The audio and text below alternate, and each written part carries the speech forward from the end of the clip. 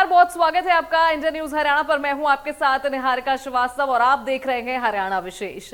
पंचकुला में रक्षा मंत्री राजनाथ सिंह ने बीजेपी कार्यालय पंचकमल का उद्घाटन किया। इस मौके पर रक्षा मंत्री राजनाथ सिंह के साथ मुख्यमंत्री मनोहर लाल भी मौजूद रहे। गृह मंत्री अनिल विज और प्रदेश अध्यक्ष समेत कई वरिष्ठ नेता भी वहां मौजूद रहे। रक्षा मंत्री राजनाथ सिंह ने मुख्यमंत्री की तारीफ करते हुए कहा कि हरियाणा में किसानों के लिए सबसे ज्यादा काम किया गया है। तो ये तस्वीरें आपको पंचकुला से दिखा रहे हैं, जहां मुख्यमंत्री मनोहर लाल भी मौजूद रहे और राजनाथ सिंह ने इस कार्यालय का खुद उद्घाटन किया। और आपको बता दें कि ये तस्वीर आप पंचकुला से देख रहे हैं।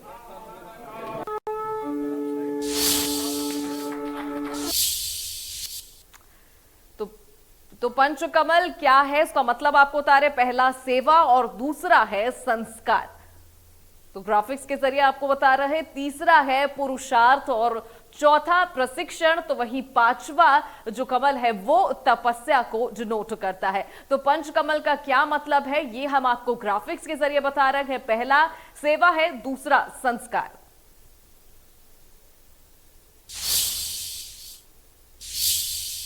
इस उद्घाटन अवसर पर राजनाथ सिंह ने क्या कुछ कहा, आपको सुनवाते हैं। मैं हरियाणा राज्य को भी बधाई देना चाहता हूं। किसानों की चिंता जिस तरीके से इन्होंने की है, मैं दावे के साथ कह सकता हूं कि हिंदुस्तान के किसी राज्य ने नहीं किया है। मैं मुख्यमंत्री मनोहर लाल जी खट्टर को इसके लिए बधाई देना चाहता हूं। हिंदुस्तान का अकेला राज्य हरियाणा है। भले ही यहां के कुछ लोग कहते होंगे किसानों के लिए कुछ न हुआ हो, भ्रष्टाचार होता है, कई राज्यों की शिकायतें रहती हैं, लेकिन 72 घंटे में किसानों का मिनिमम सपोर्ट प्राइस का पैसे का भुगतान होता है। पूरे कांग्रेस की सरकार के कार्यकाल जो भी रहे हैं, यहां पर 50 साल, 52 साल, 54 साल जो भी रहे हैं, उनको उठाकर देख लीजिए। कभी जीप घोटाला हो रहा है, कभी बैंक घोटाला हो रहा है, कभी 2G स्पेक्ट्रम घोटाला हो रहा है, लेकिन 8 वर्ष का समय हो गया। भारत नहीं, दुनिया का कोई व्यक्ति उंगली उठाकर नहीं कह सकता कि हमारे प्रधानमंत्री अथवा उनकी सरकार के किसी मंत्री के दामन पर कोई भ्रष्टाचार की दाग। कार्यक्रम को संबोधित करते हुए मुख्यमंत्री मनोहर लाल ने कहा कि उनकी सरकार में भ्रष्टाचार पर अंकुश लगा है। साथ ही मुख्यमंत्री ने कहा कि जहां जहां बीजेपी की सरकार है, वहां वहां गरीबों को लाभ पहुंचाया जा रहा है। देश में हो चाहे प्रदेश में हो, जहां जहां हमारी सरकारें हैं, हमने कितने ही ऐसे काम किए हैं इस भ्रष्टाचार रूपी कैंसर को समाप्त करने के लिए, अनैतिक कामों के प्रति सख्त रवैया अपनाने के लिए।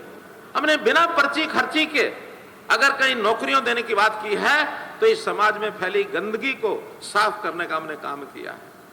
हमने गरीब आदमी की सेवा करने के लिए जो बीड़े उठाए हैं, जितनी योजनाएं बनाई हैं, वो भी एक समाज की जो भ्रामक स्थिति है, समाज की जो न्यून स्थिति है, उसको ठीक करने के लिए गरीब आदमी को भी मुख्य धारा में आगे बढ़ने का एक अवसर मिले, इसलिए हम काम कर रहे हैं। हिसार पहुंचे सीएम मनोहर लाल ने महाराजा अग्रसेन मेडिकल कॉलेज के दीक्षांत समारोह में हिस्सा लिया। इस दौरान सीएम ने कॉलेज को 81 करोड़ रुपए की सौगात दी। सीएम मनोहर लाल ने संबोधित करते हुए कहा कि हमारे वक्त के पहले कुल 7 मेडिकल कॉलेज थे। हमने हर जिले में मेडिकल कॉलेज खोलने का लक्ष्य रखा है। सीएम ने कहा कि गरीब परिवार को सही इलाज देने के लिए प्रधानमंत्री नरेंद्र मोदी ने आयुष्मान भारत योजना लागू की। कम आय वाले परिवारों को आयुष्मान भारत योजना का लाभ जरूर मिलेगा।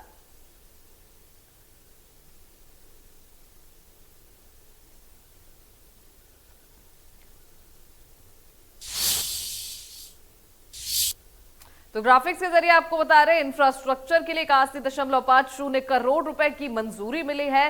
हिसार को क्या क्या मनोहर सौगात मिली, ये आपको बता देंगे। हमारे समय से पहले कुल 7 मेडिकल कॉलेज थे, सीएम ने यह भी कहा। उन्होंने साथ ही कई बड़ी बातें कही। आपको बता रहे, हर जिले में मेडिकल कॉलेज खोलने का इस सरकार ने लक्ष्य रखा है, सीएम ने यह भी कहा। तो वहीं 2003 में पहला दीक्षांत समारोह हुआ था। उन्होंने ये भी बताया, महाराजा अग्रसेन मेडिकल कॉलेज के दीक्षांत समारोह में वो पहुंचे। 5 साल पहले बुलाया जाता तो मैं जरूर आता, सीएम ने ये भी कहा। तो हिसार को मनोहर सौगात दी आज सीएम ने। महाराजा अग्रसेन मेडिकल कॉलेज की उन्होंने काफी प्रशंसा भी की। तो वही कोरोना काल में संस्थान की अच्छी भूमिका रही है, साथ ही सीएम ने ये भी बताया। 8 सालों में हमने 6 मेडिकल कॉलेज और चालू कर दिए हैं, 3 सरकारी और 3 प्राइवेट। अब 13 मेडिकल कॉलेज हो गए हैं। और उस समय जो 700 मेडिकल कॉलेज थे, 700 छात्र निकलते थे, और वो भी उसमें भी 700 में 700 के साथ एमडी के जो छात्र थे वो भी 200 कुछ छात्र वो भी उसमें आते थे। अब उनकी संख्या 1685 एमबीबीएस की हो गई है और 510 पीजी के स्टूडेंट निकलते हैं, 7 की जगह 13 होने के बाद। और यही नहीं, 8 मेडिकल कॉलेज हमारे पाइपलाइन में। जब ये 8 मेडिकल कॉलेज भी 2 साल में 3 साल में जब फीस कंप्लीट हो जाएंगे, यानी छात्र एडमिशन लेने लग जाएंगे, तो हर वर्ष 2635 एमबीबीएस के छात्र ये एडमिशन लेंगे। खबरों में आगे बढ़ेंगे। रेवाड़ी पहुंचे खेल मंत्री संदीप सिंह का बयान सामने आया। उन्होंने कहा कि पिछली सरकारों ने गांव में स्टेडियम तो खोल दिए, लेकिन ना कोच दिए और ना ही सुविधाओं का प्रबंध किया। उन्होंने कहा कि जल्द ही नई पॉलिसी के तहत कोच की भर्ती की जाएगी। स्पोर्ट्स को और आगे बढ़ाने के लिए मैं कुछ समय पहले हॉकी की फील्ड में जो ये एस्ट्रोटर्फ की मांग रखी थी, तो वहां पर ये कवाली का एक गांव है, कवाली में एक जगह है जहां पर 2 back to back parallel hockey grass हैं।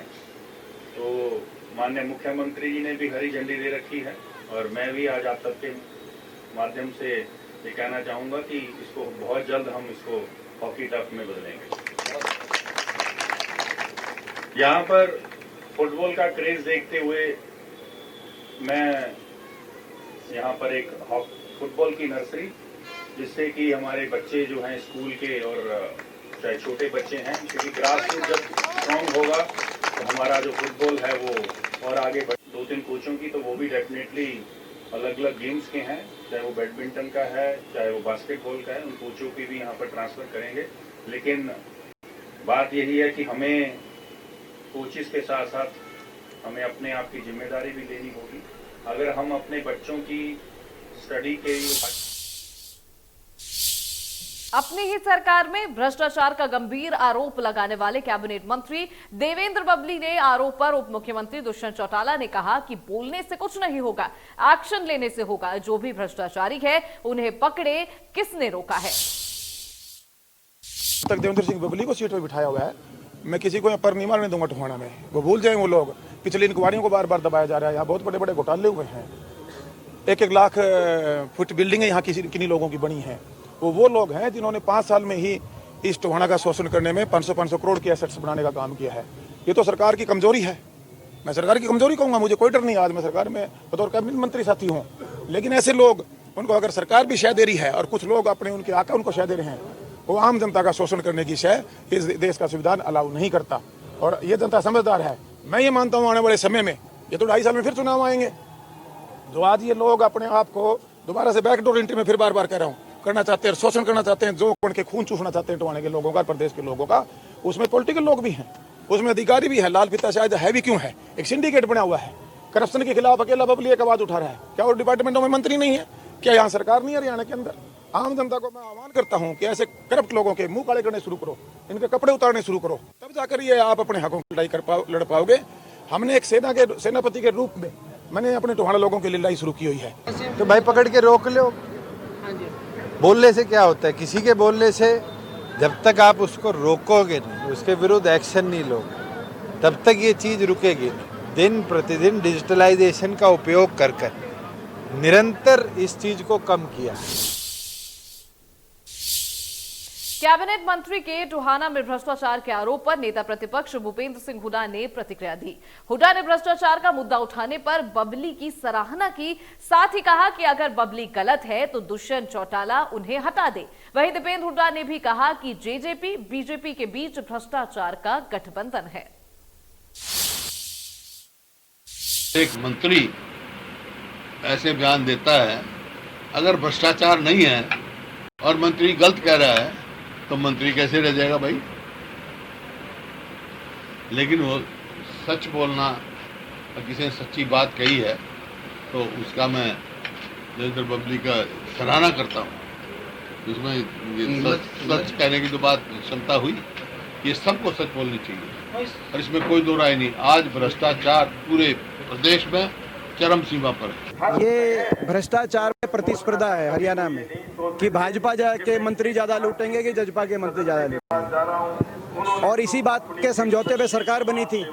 जब सरकार बनी थी वो 5,000 की बुढ़ापा पेंशन का समझौता नहीं था, वो कौन सा महकमा किस खोपर के पास बांटे आएगा, कौन कितना जिम्मेगा, कौन पूरा जिम्मेगा, कौन आधा जिम्मेगा, इस बात पे सरकार बनी थी, जिसका पूरा ब्यौरा आपको दादा गौतम बता सकते हैं, क्योंकि उन्होंने उस समय सारा पूरा। कहने का मतलब ये है कि आज भाजपा ना जजपा सरकार में ना सिर्फ बेरोजगारी में हरियाणा नंबर 1 मगर भ्रष्टाचार में भी नंबर 1 है।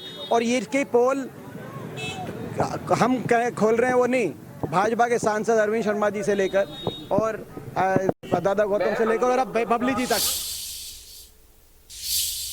रोहतक में प्रेस कॉन्फ्रेंस को संबोधित करते हुए शिक्षा नीति पर सवाल उठाए। हुड्डा ने कहा कि स्कूलों में शिक्षकों की कमी है, जहां शिक्षक की जरूरत है वहीं शिक्षक नहीं है। पिछले 8 साल में सरकार ने शिक्षा के क्षेत्र का बुरा हाल कर दिया। शिक्षा का बिल्कुल बैठा हमने आरटीआई से खबर मंगाई है। आरटीआई के अनुसार जो है 2014 से लेकर 2022 तक सिर्फ 8 नए स्कूल खोले इस सरकार ने और 400 कुछ अपग्रेड किए हैं और सैकड़ों स्कूल जो है ना बंद कर दिए हैं। 105 तो अब 2-3 दिन पहले करें स्कूल बंद कर दिए। जो ये रैशनलाइजेशन की पॉलिसी बनाई है उसके पीछे एक ही चीज़ है कि भाई जहाँ पे जो पोस्ट खाली हो जाती है, तो कल मेरे को मिले थे वो टीचर्स, बोले जहाँ खाली हो जाती है मैथमेटिक्स की, फिजिक्स की, केमिस्ट्री की, वहाँ फिर बढ़ते ही नहीं। लंपी वायरस बीमारी को लेकर कृषि मंत्री जेपी दलाल ने कहा कि गुजरात और पंजाब के मुकाबले हरियाणा में कम केस है, लेकिन सरकार ने वैक्सीनेट करना शुरू कर दिया है। वहीं नेता विपक्ष भूपेंद्र सिंह हुड्डा ने सरकार की नीतियों पर सवाल खड़े कर दिए। उन्होंने कहा कि सरकार कोई उचित कदम नहीं उठा रही है। गोवंश के अंदर एक जैसे आदमियों में कोरोना की बीमारी आई थी, इसी तरह की बीमारी लंपी स्किन डिजीज आ गई है। गुजरात और राजस्थान और पंजाब में तो ये बहुत ज़्यादा है, वहाँ पर तो हज़ारों गोवंश की मृत्यु हो चुकी है। हमारे यहाँ अभी उतनी ज़्यादा नहीं है, लेकिन सब किसान भाइयों से मैं प्रार्थना करता हूँ कि सावधानी रखें। कोई भी अगर इससे संक्रमित पशु है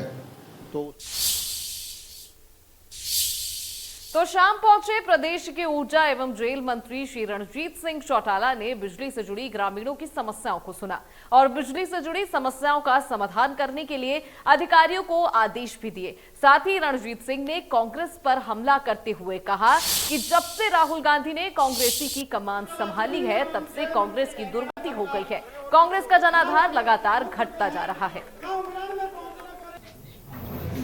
कुछ चीजें थी जो लोकल गाँव की थी, वो 3 दिन पहले ही मेरे स्टॉल के लोग आके सारी ठीक करके थे। तार है, कोई कंडक्टर का मामला है, कोई ट्रांसफार्मर का मामला, वो पहले ही ठीक हो रहे थे। वो ज़्यादा नहीं थी लोगों को। एक तो ट्यूबवेल के कनेक्शन का था, वो बाई एंड ऑफ अगस्त हम कर देंगे, मैंने गाँव वाला हुआ था। दूसरा जो था वो एक ये था कि कुछ बिल पहले मैनुअल आते थे, अब वो कंप्यूटराइज हो गए तो इन्हें थोड़ी सी उससे दिक्कत आई। कुछ लोगों के ठीक है वो तो भर देंगे, जिसके फालतू महीने हम दोबारा रिव्यू करेंगे उसके बाद तो बिल भरेंगे। कंप्यूटर से एकदम ज़्यादा उठे हैं कुछ लोगों की, ऐसे मैंने जो ऐसी से पूछा वो है, वो मैंने इन्हें कह दिया बिल ठीक कर देंगे। मेरा ये मानना है कि कांग्रेस के पास एक सेनापति बढ़िया नहीं है। जब सेनापति फौज का ठीक नहीं हो तो फिर फौज आती है। इनकी स्थिति वो है जैसे भेड़ बकरियों का झुंड, उसके पीछे गवाला नहीं हो तो भेड़ें कोई दाएं जाएगी कोई बाएं जाएगी, वो कंट्रोल नहीं होती। राहुल गांधी बतौर अध्यक्ष बहुत बुरी तरह खेल रहे हैं। जब से इन्होंने संभाला तब से कांग्रेस बंटाधार होती जा रही है। कुलदीप बिश्नोई के इस्तीफे के बाद आदमपुर विधानसभा के उपचुनाव को लेकर हुड्डा ने कहा कि कांग्रेस मंथन कर रही है। वहीं आदमपुर उपचुनाव को लेकर रणजीत सिंह ने कहा कि आदमपुर भजन लाल का गढ़ रहा है और बीजेपी जिसे भी टिकट देगी उसकी जीत निश्चित है। तैयार है और विश्लेषण कर रही है, सर्वे कर रही है हम मजबूत कैंडिडेट देंगे और कांग्रेस पार्टी जीतेगी। मेरा मानना है कि एक तरफा इलेक्शन है, क्योंकि एक तो जो गजालाल की अपनी साजिश है, वो चाहे कांग्रेस में रहे, चाहे जनता दल में गए, चाहे इंडिपेंडेंट गए, जब भी वहाँ से वो शराब पीते और उनका एक परंपरा हल्का रहा है, तो उनकी रही है, उनका बेटा लड़े, ये तो पार्टी तय करेगी। जो भी कोई चुनाव लड़ेगी, जिसे भी बीजेपी टिकट देगी, वो चुनाव जीतेगा। खबरों में आगे बढ़ेंगे। दिल्ली के डिप्टी सीएम ने कहा कि जिस एक्साइज पॉलिसी को लेकर इतना बवाल काटा जा रहा, वो सबसे बेस्ट पॉलिसी है। वहीं अनुराग ठाकुर ने एक तंज कसते हुए कहा कि अगर पॉलिसी बेस्ट है, वापस क्यों नहीं लेते। जिस एक्साइज पॉलिसी के बारे में ये सारा विवाद खड़ा किया जा रहा है, मैं उसके बारे में कहना चाहता हूं कि वो इस देश की सबसे बेस्ट एक्साइज पॉलिसी है। अगर आपकी शराब नीति ठीक थी तो वापस क्यों ली? क्या ऐसी मजबूरी थी? आपकी हालत तो ऐसी थी कि चोर को दाढ़ी में तिनका दिखा तो उसने बचने के लिए दाढ़ी मुंडवा दी। तो मनीष सिसोदिया और अरविंद केजरीवाल जी ने भी शराब नीति में भ्रष्टाचार दिखा तो नीति वापस ले ली। दिल्ली के डिप्टी सीएम मनीष सिसोदिया के ठिकाने पर सीबीआई छापेमारी को लेकर आप नेता अनुराग ठाकुर ने कहा कि छापे पहले भी पड़े, न पहले कुछ निकला और न अब कुछ निकलेगा। वहीं कैबिनेट मंत्री रणजीत चौटाला ने ईडी और सीबीआई के दुरुपयोग पर कहा कि ईडी और सीबीआई तो पहले से ही दोषी लोगों के खिलाफ कार्रवाई करती रहती है, अगर कोई दोषी नहीं है तो चिंता करने की जरूरत भी नहीं है। बीजेपी का शिक्षा विरोधी चेहरा दिखाता है। ये महज इत्तेफाक नहीं हो सकता है कि जिस सुबह पर सबसे शक्तिशाली देश के सबसे बड़े अखबार में दिल्ली की शिक्षा नीति के बारे में एक बहुत बड़ा आर्टिकल छपे, मनीष सिसोदिया जी की तस्वीर छपे, उस अखबार में जिसमें मोदी जी सपने लेते थे कि उनकी सरकार की तारीफें कभी छपें, जो कि हो नहीं पाया इतने सालों में भी, उस अखबार ने जब दिल्ली की शिक्षा नीति के बारे में लिखा और पूरी दुनिया ने उसको पढ़ा, तो मोदी जी सुबह उठते ही उन्होंने देखा कि इतने बड़े अखबार में दिल्ली के स्कूलों की तारीफ छपी है। उन्होंने तुरंत सीबीआई को फ़ोन करके ये कहा कि आप मनीष सिसोदिया के घर जाइए, इनको परेशान कीजिए। न पहले ये हमारे किसी व्यक्ति के खिलाफ कुछ निकाल पाए, न अभी ये हमारे किसी व्यक्ति के खिलाफ कुछ निकाल पाएंगे, सभी बाइज्जत बरी होंगे। एलिगेशन लगाने होते हैं, ईडी सीबीआई तो देश में पहले से बनी हुई है। वो एक गवर्नमेंट एजेंसी है, जहाँ आप कॉन्स्टिट्यूशन की उल्लंघना करेंगे, जहाँ करप्ट प्रैक्टिस होगी, वहाँ उनका काम है चैलेंज करना, उन्हें देखना। अपोजिशन वाले डिमांड क्यों करते हैं सीबीआई की इंक्वायरी करना? जब सीबीआई ठीक है, ईडी ठीक है, तो उन्हें आपत्ति किस बात की है? कोई भी मामला हो तब कहते हैं ना, सारी अपोजिशन ये कहती है कि सीबीआई की इंक्वायरी कराओ। तो सीबीआई जब कुछ देख रही है तो उन्हें क्या आपत्ति है? सीबीआई तो अब थोड़ी है, पहले से ही जब देश बना है तभी से। खबरों में आगे बढ़ेंगे। फरीदाबाद के समाज एवं कल्याण विभाग ने एक जीवित व्यक्ति को आदमी घोषित कर दिया। पिछले 8 महीनों से पीड़ित व्यक्ति सरकारी कार्यालयों के चक्कर काट रहा था। जानकारी के मुताबिक जिला समाज एवं कल्याण विभाग ने फरीदपुर निवासी राजाराम को मृत घोषित कर दिया और समाज कल्याण विभाग की तरफ से मिलने वाली बुढ़ापा पेंशन भी बंद कर दी गई। जब राजाराम इस बात की जानकारी लेने के लिए समाज एवं कल्याण विभाग के कार्यालय पर पहुंचे तो विभाग ने लोगों ने उनसे कहा कि मृत घोषित कर दिया गया है, इसलिए अब पेंशन नहीं मिल पाएगी, आपको अपने जिंदा होने का सबूत लेकर आना होगा। मेरे साथ ये हुआ जी, मैं पेंशन ले रहा था, मैं पेंशन लेने गया, बोला तुम्हारी पेंशन नहीं आई, बोला आ जाएगी। फिर यहाँ कागज पेंशन डिपार्टमेंट में गया तो वहाँ एक भाई है रवि, उसने दिखवाया, कहा सुना, वहाँ से एक मृत्यु का सर्टिफिकेट वो दे दिया, डॉक्यूमेंट कागज़ दे दिया, उसमें दिखा रखा है मृत्यु घोषित, आपकी मृत्यु हो चुकी है, इसलिए पेंशन काटी है। भाई क्यों काटी? बोला भैया ये तो ऊपर से हुआ है। मैंने अब भैया से भी कही यार कहीं ना कोई शिकायत के कोई कुछ, बोला बाबा ऐसा कुछ नहीं है, ये ऊपर से ही। मैंने उनसे कहा भाई ये हमारे से ऊपर से कोई गलती से या मिस्टेक।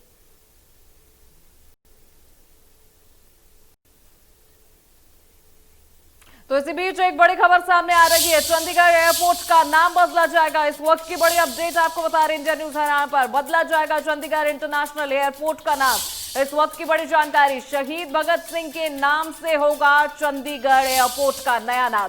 तो पंजाब सीएम और हरियाणा के डिप्टी सीएम के बीच बैठक हुई है। इस वक्त की बड़ी जानकारी, हरियाणा और पंजाब सरकार के बीच ये सहमति बनी है। और अब आपको बता दें, शहीद भगत सिंह के नाम से होगा चंडीगढ़ इंटरनेशनल एयरपोर्ट का नया नाम। इस वक्त की बड़ी जानकारी आप तक पहुंचा रहे। तो ये तस्वीरें भी आपको दिखा रहे हैं, जहां अब बदला जाएगा चंडीगढ़ इंटरनेशनल एयरपोर्ट का नाम। सरकारों के बीच ये सहमति बनी है और तस्वीरें भी आपको दिखा रहे हैं।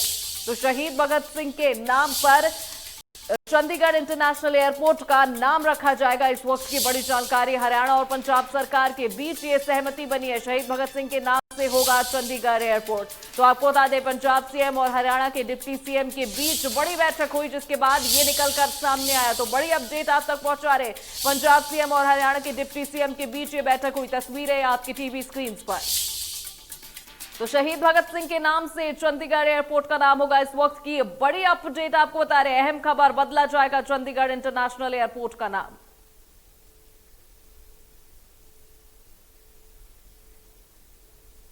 विपिन वर्मा पॉलिटिकल एडिटर हमारे साथ फोन लाइन पर जुड़ रहे हैं। विपिन जी, क्या कुछ और जानकारी, तस्वीरें भी हम देख रहे हैं? देखिए, बिल्कुल इस एयरपोर्ट के नाम को लेकर कई बार पहले भी जो है वो दोनों राज्यों के बीच में विवाद भी हुए, चर्चाएं भी हुई, लेकिन आज कहीं ना कहीं जिस नाम पर सहमति बनी है, शहीद भगत सिंह अंतर्राष्ट्रीय हवाई अड्डा अब ये कहलाएगा। तो ऐसे में एक बड़ा कदम जो है दोनों राज्यों की सरकारों की ओर से उठाया गया है। एक तरफ भगवंत मान और दूसरी ओर एविएशन मिनिस्ट्री जो हरियाणा की संभाल रहे हैं, मुख्यमंत्री दुष्यंत चौटाला, दोनों के बीच में ये बैठक हुई और बैठक के बाद ये फैसला किया गया कि अंतर्राष्ट्रीय हवाई अड्डा जो चंडीगढ़ में स्थित है, मोहाली में स्थित है, माफ कीजिएगा, उसका नाम बदला जाए। और नाम जो है वो उस शख्सियत पर, उस अगर बात करें वीर पर रखा जाए, जो कि जिसने कि देश के लिए अपनी जान जो है वो कुर्बान करी।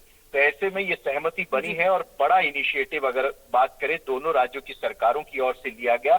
और इसीलिए आज दोनों राज्यों की सरकार की ओर से जो है इस नाम को फाइनल करते हुए शहीद भगत सिंह के नाम पर जो है अब अंतर्राष्ट्रीय हवाई अड्डा चंडीगढ़ का जो है वो जाना जाएगा। जी विपिन जी, लंबे समय से इस चीज पर बात चल रही थी, कई बार पहले भी ये चीज सामने आई थी कि नाम शायद चेंज हो सकता है। तो ये जो नया नाम है वो कब से लागू हो जाएगा, कब से इस एयरपोर्ट का नाम शहीद भगत सिंह से अब डिनोट किया जाएगा? देखिए, बिल्कुल, क्योंकि अब बैठक के अंदर ये प्रारूप तय कर दिया गया, ये चर्चा हुई कि इस हवाई अड्डे का नाम, क्योंकि इक्वल शेयर जो है वो दोनों स्टेट्स का इसमें रहता है और ऐसे में कहीं ना कहीं इसकी रिप्रेजेंटेशन पूरे अंतर्राष्ट्रीय स्तर पर अंतर्राष्ट्रीय हवाई अड्डे के तौर पर जानी जाती है, तो इसका नाम भी उसी स्तर का होना चाहिए। तो ऐसे में शहीद आजम भगत सिंह के नाम पर अब ये हवाई अड्डा जो है वो जाना जाएगा। लीगल फॉर्मेलिटीज और तमाम टेक्निकल और कागजी कार्रवाइयां करने के बाद जो है जल्द से जल्द इस नाम को लागू कराने का काम जो है दोनों सरकारों की ओर से किया जाए। ठीक है विपिन जी, तमाम जानकारी के लिए आपका बहुत शुक्रिया। फिलहाल हरियाणा विशेष में इतना ही, वक्त है एक छोटे से ब्रेक का।